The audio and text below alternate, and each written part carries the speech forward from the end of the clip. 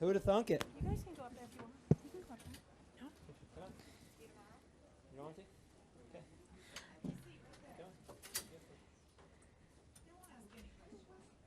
Okay, we can hide under the table. All right. All Who's right. first? We are joined by our race winner, Aric Almirola, driver of the number 10 Smithfield Bacon for Life Ford. We will open it up to questions for Aric. Please raise your hand. We will get a wireless mic to you. Start in the front with Bob. Bob Pockris, ESPN. When during this race do you realize that the Stewart-Haas cars just have something that nobody else has? And are you already waiting? Can't wait for the Daytona 500 next year? Pretty much. I knew when we qualified that when all four of us starting up there in the front, we kind of talked about it in our competition meeting that we needed to be committed to each other.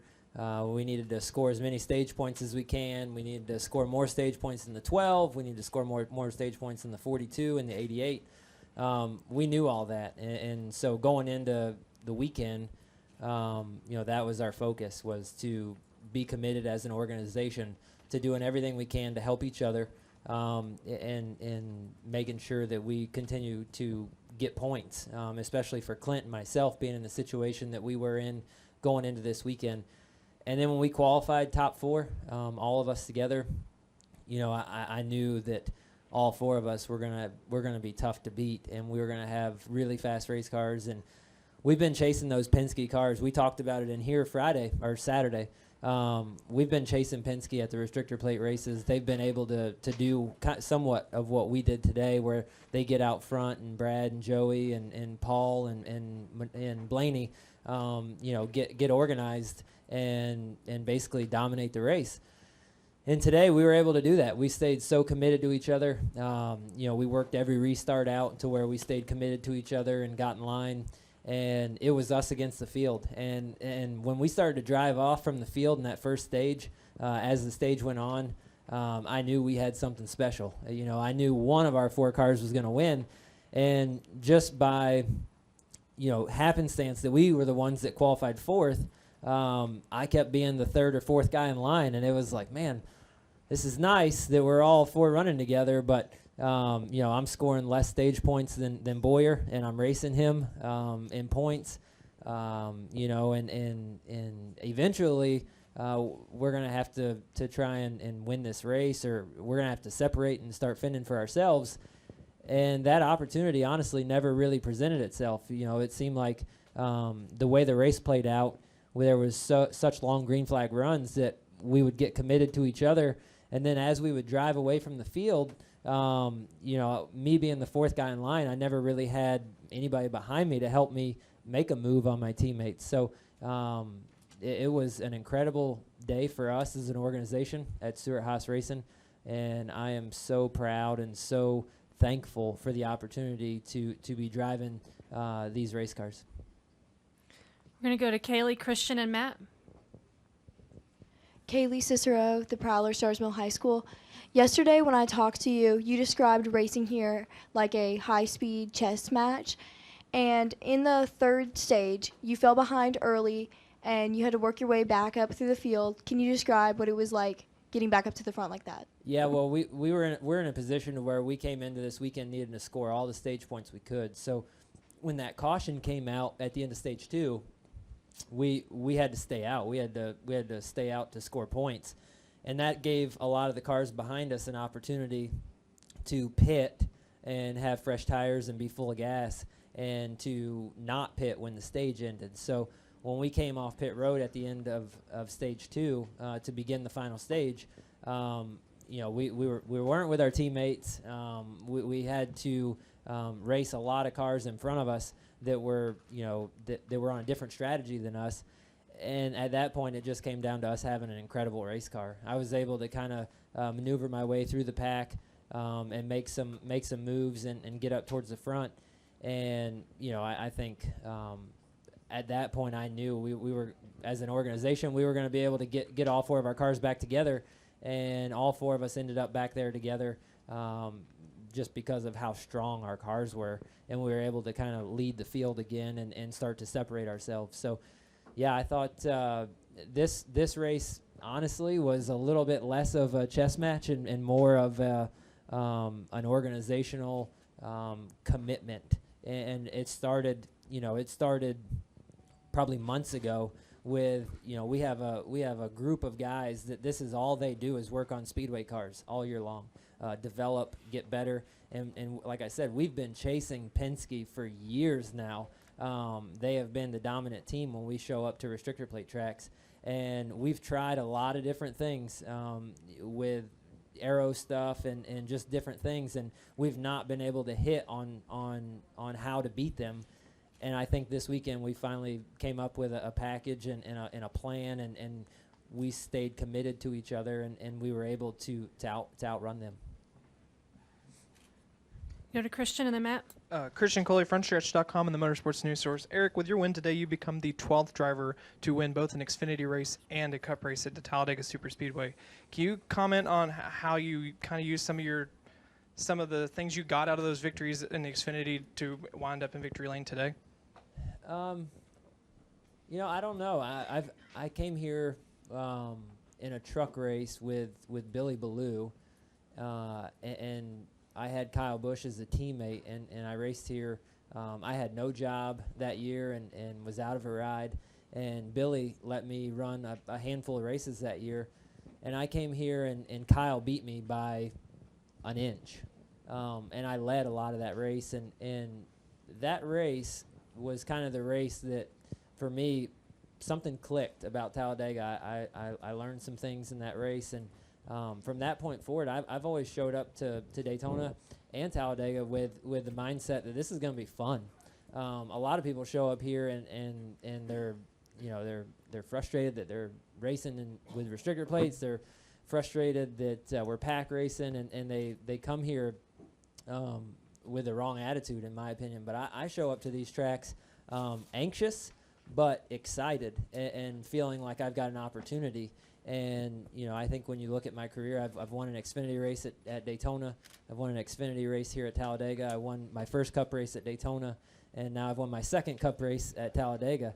Now I want to start. I'd like to win at some of these other tracks, so that way people don't just say, oh, well, he's just a good restrictor plate racer. But today was sweet to go to victory lane in such a clutch moment in the playoffs, down 10 points coming into this weekend. And knowing that this was an opportunity race for us, winning here today was really special. And like I said, I can count on my hand 5 or 6 races that I feel like we maybe should have won this year, and it didn't work out and didn't happen. And today the good Lord was shining down on us, and we were able to go to victory lane. So this is a special day. We're going to go to Matt, up to the press box, and then to Michael. Matt Weaver, Auto Week. Now that you've checked a race win off the box this season with SHR, are you pretty much where you thought you and the team would be, signing with Stewart Haas and going through a full season? Honestly, I feel like we're exceeding expectations. I feel like we're exceeding, your expectations, the media. I feel like we're exceeding probably even Tony Stewart and Gene Haas's expectations. I went into this year feeling like, if we can just run top 15 and be consistent and not make any mistakes all year long, we could maybe make the playoffs. And that was a goal for us. And then, I've got a new team. I'm new to the organization. My crew chief, Johnny's first year being a crew chief. We've got a lot of young guys on our team, and I really feel like we're built to grow. And as the year has progressed, I feel like we just continue to get better and better and better. And I feel like we haven't even reached max potential. I feel like there's so much more room to grow for us and to get better. And that's what's so exciting for me, to see that we're not at the ceiling yet. We're still young and new in this whole team. And so I feel like we're way ahead of our expectations. But I knew that I was going to be given this opportunity to have fast race cars. And I knew that if we did the things that we needed to do, and if we brought cars capable of running up front, and if I pulled my weight, that we would have opportunities to win. And that's been one of the most frustrating things for me, is to watch all my teammates win races and for me to get close so many times and not win. I felt like I was letting our team down and our organization down because they kept giving me fast race cars week after week after week, and we weren't able to win. So today is gratifying, and today I feel like I finally gave Stewart-Haas Racing and all the guys on the Smithfield team what they deserve. So not only did you make the playoffs and make that goal, but now you're in the round of 8. So what more do you want to see out of yourself, your team, to not only make it to Homestead, but also have a shot if you can make it to Homestead? Yeah, I honestly think we are somewhat of a dangerous team just because we've been flying under the radar all year long, you know, and even going into the playoffs, I feel like we've been flying under the radar. We went to Vegas and you know, had a great day at Vegas and you know, ran up front, got some damage, fought back from that and finished good. Went to Richmond, and a place where we knew we had to run good to put ourselves in position to go to the Roval and make it to the next round, and we did exactly that. We qualified up front. We ran, you know, second and third in the stages, finished the race third or fourth. I don't even remember where we finished, but it put us in position to go to the Roval and be somewhat conservative. And then all hell broke loose at the end of the race, and next thing I knew, I was 6 points out, and we were able to get into this round. And then coming into this round, I felt like the tracks lined up really well for me. I love Dover. I absolutely love going to that place. It's one of my favorite racetracks. I enjoy and like coming to Talladega. I feel like it's an opportunity for me to go win. And I really enjoy Kansas, even though I broke my back there. I remember in 2012 showing up there in October and dominating the beginning part of that race until I blew it right front.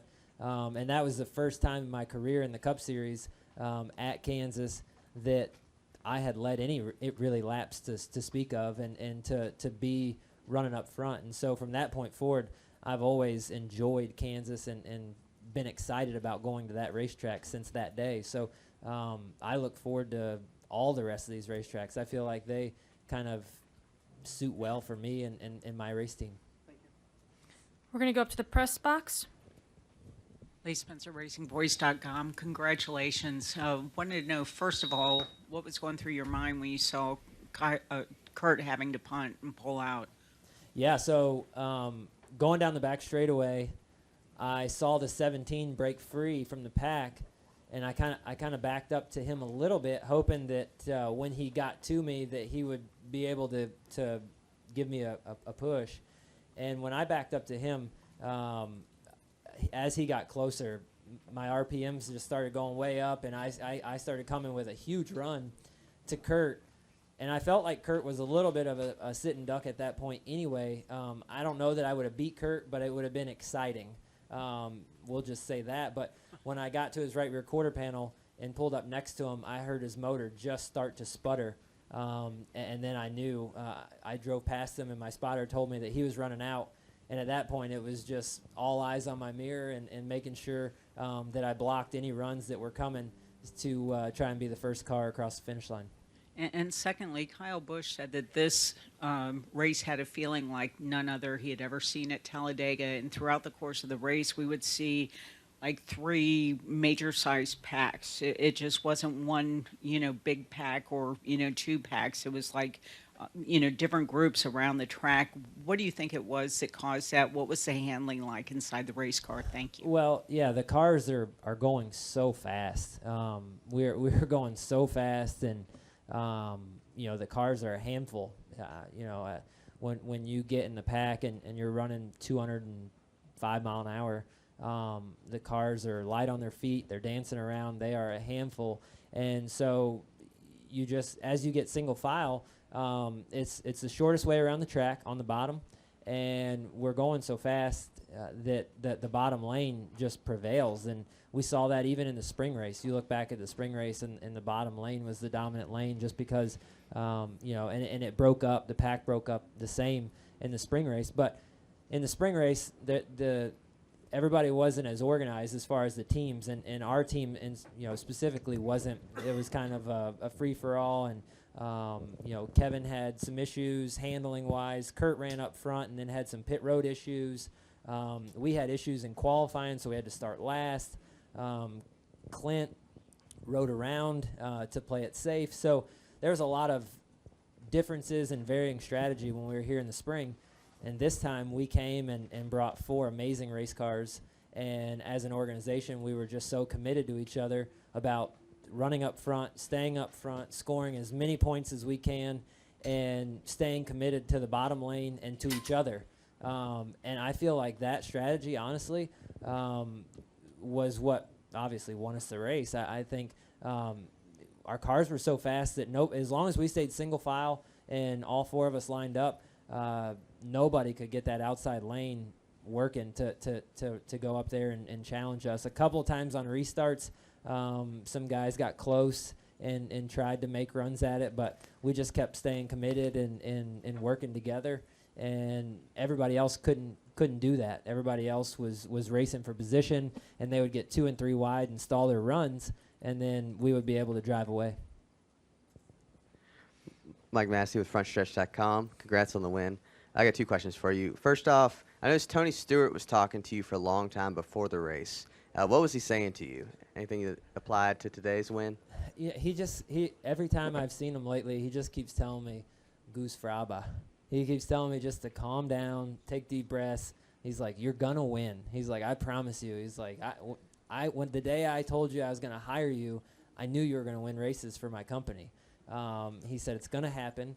You just have to keep putting yourself in position, and you keep putting yourself in position, and I promise you it will happen."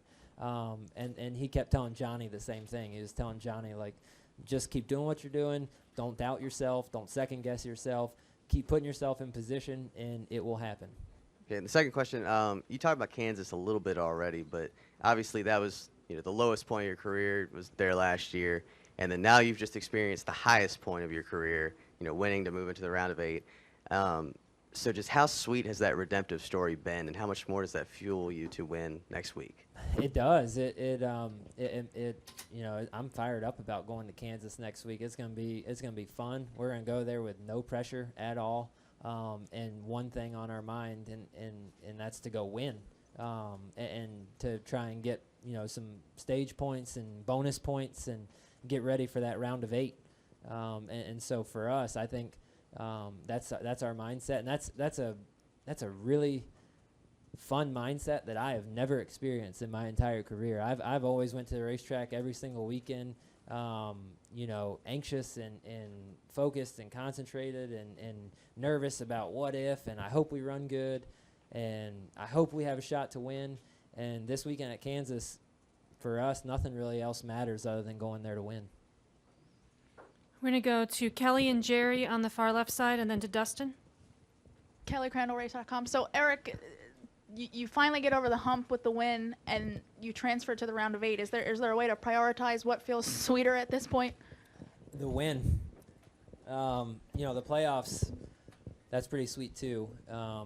But just going to victory lane, man, to win for Smithfield, taking a chance on supporting me and this organization at Stewart Haas Racing, to win for Tony Stewart and Gene Haas, to believe in me and give me this opportunity, and for everybody that's helped me along the way in my career, to be in this situation, and to last year think about potentially my career ending and never knowing if I was good or not. I feel like I always had equipment as an excuse. And when I showed up to Stewart Haas Racing, that was no longer the case. I did not have that as an excuse. I've got the best team in the garage. And so for me, it was up to me. It was time to go do my job and see if I'm good enough.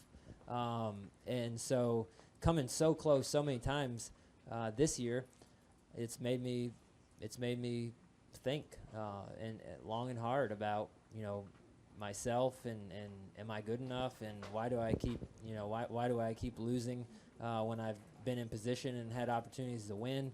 And I've been hard on myself, and so to win, that was the most gratifying part. The playoffs and transferring to the round of 8, that's secondary. just going to victory lane and getting that gratification and giving what I feel like my team deserves.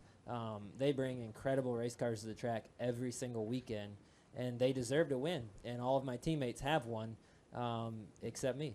So today was our day. Having said that, you just talked about, the equipment and not having an excuse, wanting to find out if it was you or whatnot. So when you come into this year, were you embracing that challenge, or were there doubts as well? No, I came into it embracing it. Like I knew, the best thing, I talked about it with my wife before the year even started. I knew that going into this year, no matter what happened, for the rest of my life, I'll be able to lay my head down on the pillow at night and know that I had the best race cars, the best opportunity, and I either got the job done or I didn't. And so far this year, I feel like I've been close to getting the job done. And I feel like we continue to get better and better as a team. I continue to get better and better as a race car driver.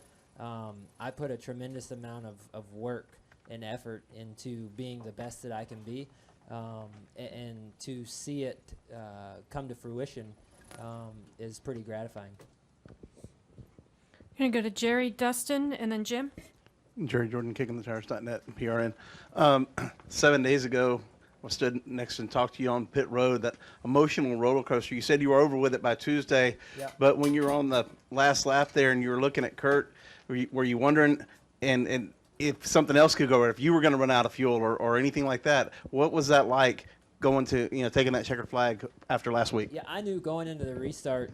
Well, first, to answer your question about last week, I really was over it by Tuesday. I was bummed out about it Sunday night pretty bad. Johnny came over to my house after the race, and we sat in our basement and had a few beers together and just talked and said, hey, we just got to keep doing what we're doing. Like, if it happens, it happens. If it doesn't, it doesn't. But we're going to keep putting ourselves in position, and they're going to know we're there. And so that was good, and that was good for us to kind of, have that moment, and kind of sulk and pout together. And then when Monday came, it was over. It was time to go to work and get ready for the next race, get ready for Talladega. And Tuesday morning, I got to the shop bright and early, and all of our focus and attention was on Talladega. I had forgot about Dover. I didn't care about Dover anymore. I couldn't go back. I couldn't change it. I couldn't fix it. It was time to go to Talladega and do what we needed to do to. Honestly, I was hoping to win, but my main focus was to come here and score as many points as we possibly could to go to Kansas and give ourselves a fighting chance. We're going to go to Dustin and then Jim. Dustin Long, NBC Sports. Aric, with how you've run, particularly lately, and being so close to getting the win, how has that, I don't know if the word is proved, shown, reaffirmed to you being a championship contender as opposed to just somebody else? And what does that mean to be able to show that to your team? Well, your guys, I'm sure, believe in you. Yeah. When you have close call after close call and don't finish it off, what does this run, what does today mean for you personally, and for the team in that sense? So on that note, I'll go back to Sunday night, and Johnny and I in my basement talking and stuff, and I said that very thing. Like I told Johnny, I was like, the thing that hurts the most is that we keep getting close and being in position, and Loudon, having what I felt like was the dominant car, and yeah, we lost a couple spots on pit road, but still it was up to me to get a good restart and give ourselves a chance to go win, and I didn't. And then Dover after Harvick has his tire issues, we're the next best car, and we're dominating the race, coming to less than 10 to go. Looks like we're going to win the race. Next thing you know, we're lined up 6, and I've still got the opportunity to put ourselves in position to win, and I went for it. And after Loudon, I was so gung-ho going into that restart at Dover, saying I am not going to lose this race, and I got over-aggressive, and made a mistake off of 2, and the car bottomed out, and I hit the fence and then came down and hit Brad, and that was so disappointing because I felt like it was on me again. You know, we had the best car. I was in not the best of position. Starting 6th with just a few laps to go is not the best position. I would have loved to have been on the front row, but Johnny made the call for 4 tires to put me on offense to go be aggressive, and that's exactly what I went and did, and it didn't work. And so we had that conversation in my basement about, man, I'm sorry. You guys are giving me incredible race cars, and I don't want you to give up on me. I don't want you to doubt. Like, you know, I need that from you guys. And him and every single person on my crew has done nothing but re-emphasize that they believe in me. They know that we're going to win together, and to just keep putting ourselves in those positions. And for that today, like, what a relief to see all those guys in victory lane and give each and every one of them a hug, and to say we finally did it. That was pretty special. Let me ask you this real quickly.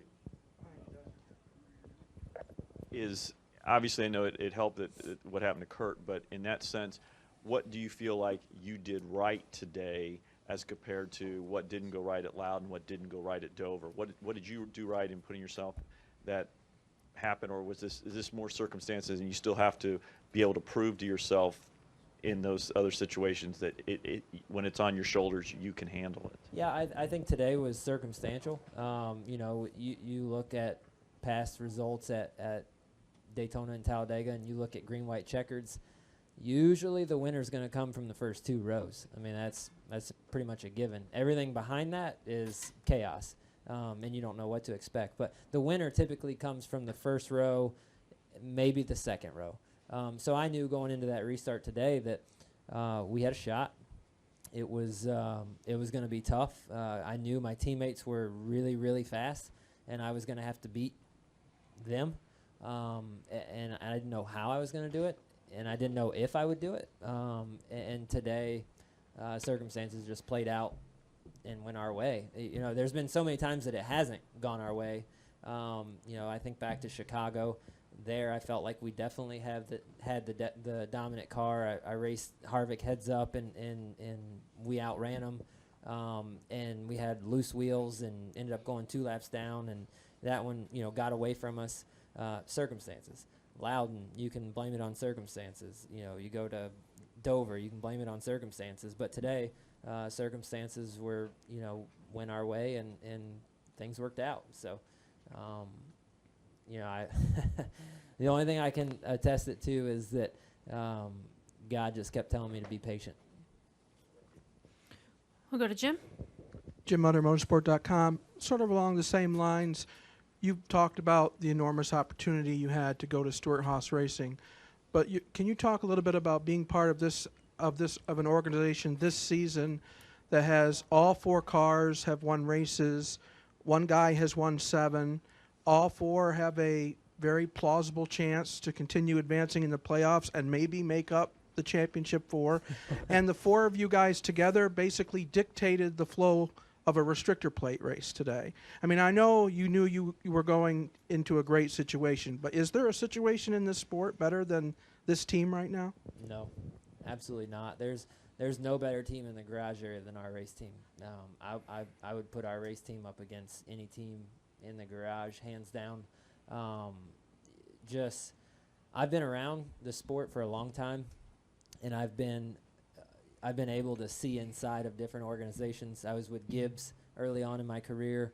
I've had the opportunity to work with Hendrick Motorsports when I drove for Dale Jr. in the Xfinity Series, and I did the baby watch stuff for Jimmy and got, you know, full access and was in their shop, in the 48, 88 shop all the time, sitting in their hauler, go through their debriefs, all of the above.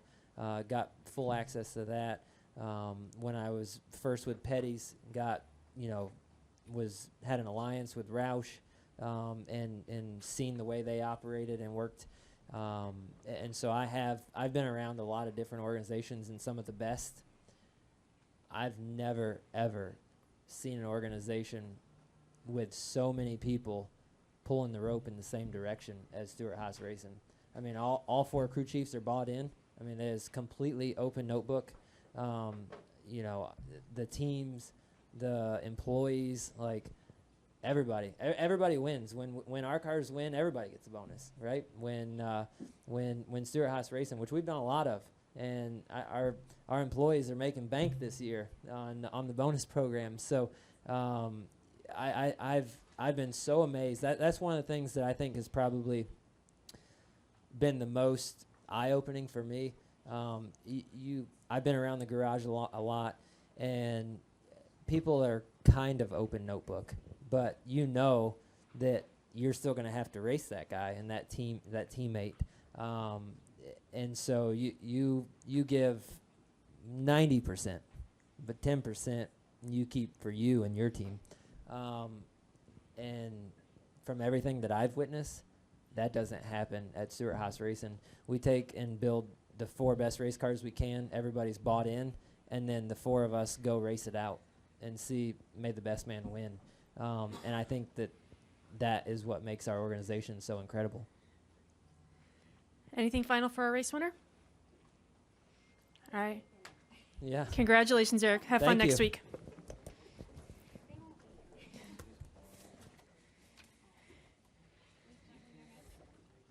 Congrats.